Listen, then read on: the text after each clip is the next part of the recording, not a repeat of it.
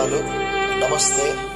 మరి ప్రత్యేకంగా రేపు మనమందరం కూడా ఎలక్షన్స్ ఓటు వేయబోతున్నాం. నా ప్రియమైనటువంటి భారతదేశం నుండి ప్రతి సహోదరుడు సహోదరికి ఒక భారతీయుడిగా నేను తెలియజేసేటువంటి సత్యాన్ని మనమందరం కూడా తెలుసుకొని రేపు మనం ఓటు వేయాలి. దానియేలు గ్రంథములో దేవుడు సెలవిచ్చినటువంటి మాట ప్రియులారా 17వ వచనంలో, దేవుడు మానవుల రాజ్యముల పైన అధికారి అయి ఉండి తానెవరికి అనుగ్రహింప నిశ్చయించునో వారికి అనుగ్రహించును. ఆయా రాజ్యముల పైన అత్యల్పుల మనుషులను ఆయన నియమించుచున్నాడు అని మనుషులు తెలుసుకోగలను. ప్రియులారా, ఏ దేశంలో నాయకుడైతే ప్రజల పట్ల వారి యొక్క మంచి చెడుల గురించి వారు ఎప్పుడైతే ఒక మంచి నాయకుడు మనుషుల యొక్క పేదల యొక్క వారి యొక్క మంచి గురించి వారి యొక్క బాధలు కష్టాలను తెలుసుకొని వారిలో పాలిభాగం పొంది వారిని పైకి తీసుకురావాలని లేవనెత్తాలని ఎవరైతే కలిగి ఉంటారో దేవుడు అలాంటి వారికి తప్పనిసరిగా ఆయన ఆ రాజ్యాన్ని అనుగ్రహించేవాడు. కనుక ఎవరైనా సరే రేపు ఓటు వేయడానికి వెళుతున్నాం. సహోదరులారా, నా భారతదేశం ప్రజానికమా, తప్పనిసరిగా మంచి నాయకుడిని మనం ఎన్నుకోవాలి.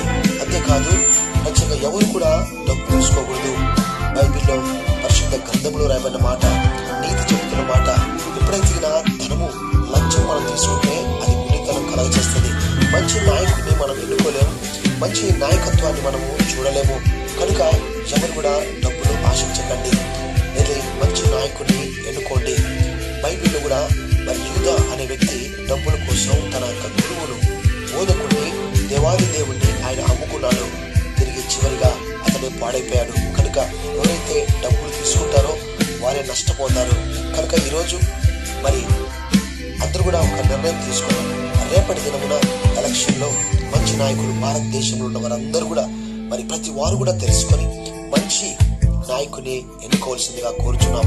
ప్రార్థనా పూర్వకంగా ప్రతి సేవకుడు కూడా, అలాగే యేసుప్రభువును నమ్మిన ప్రతి క్రైస్తవుడు కూడా ఎవరు కూడా డబ్బులు ఆశించకండి. సిరికిని దేవునికి దాసులై ఉండలేరు. కనుక ఈ సత్యాన్ని తెలుసుకొని మనమే ఇతరులకు చెప్పాలి.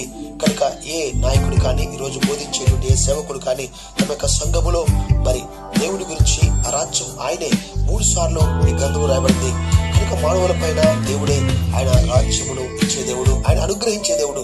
ఏ రాజు, ఏ నాయకుడు, ఏ ఎమ్మెల్యే, ఏ ఎంపీ ఉండాలని దేవుడు నిశ్చయిస్తాడో దేవుడు వారిని నిశ్చయించునుగాక, అనుగ్రహించునుగాక. మనమందరం కూడా ప్రార్థన చేద్దాం. ప్రేమగల ప్రభువా, సర్వోన్నతుల దేవా, సర్వశక్తి గల దేవా, మంచి నాయకుడిని మా భారతదేశంలో మా ప్రాంతంలో ముఖ్యమంత్రులను, ఎమ్మెల్యేలను, ఎంపీలను దయచేయమని యేసుక్రీస్తు సర్వశక్తి గల నామంలో ప్రార్థించి వేడుకొంచున్నాం తండ్రి. ఆమేన్. నోటుకు అమ్ముడు పోకండి, నీతి నిజాయితీగా మనం ఓటు వేద్దాం. భారతదేశంలో మంచి పరిపాలన